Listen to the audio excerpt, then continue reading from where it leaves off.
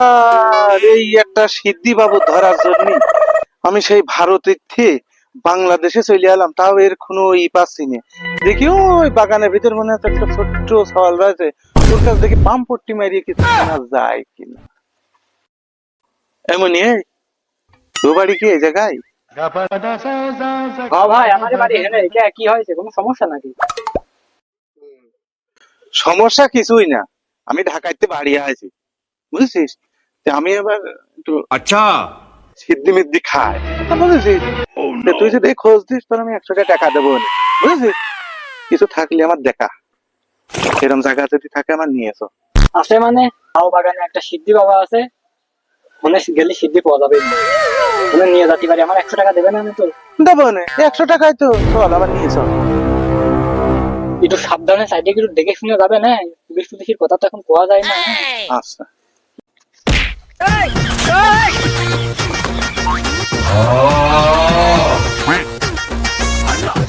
কোন বা নিয়ে যাচ্ছে রে?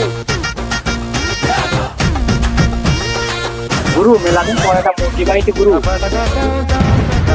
হুমুন্দি কয় গিরা ছোট্ট একটা রিকোয়েস্ট করে, তুই খালি কষ্ট করে 5 মিনিটের লেগে আয় পর ভাই। 5টা মিনিটের লেগে তুই খালি একটু আয়া কর, তোরে মাইরা আমি ঘুমামু ভাই, আমার ঘুম হয় না। আরে মাইরা ঘুমামু। গুটলা আছে, গুটলা আছে কয়টা লাগে? বাড়ি থাকবো না 3 দিন, 4 দিলি হবে। আছে তো দোয়ার আছে। আরে ভালো মাল বেচিস তো? কি করবেন ভাই, আমি তো লাল্লনের 1 নাম্বার মাল ছাড়া বেশি নেই, নিঃসন্দেহে নিতে পারেন। মাল তো নিবা, টাকা পয়সা নিয়ে আসো তো, 4 বুটলি কিন্তু 4000 টাকা লাগবে না। আচ্ছা দি।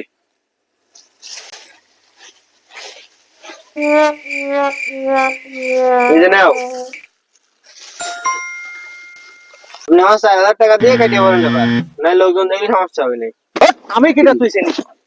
আমি তো ছদ্মবেশে খুব কষ্ট করে আছি, বর্ডার পার হয়ে বাংলাদেশে আছি এই সিদ্ধি বাবা ধরার জন্য। এই সিদ্ধি তোর গোয়ার ভিতর দেবো, আর 100 টাকা চামচা কোন গেল? Here we go again. ভাই দিতুর জন্য বাইতে গেছি, ভর্তি বালি দেখি বিরাটি দিত না।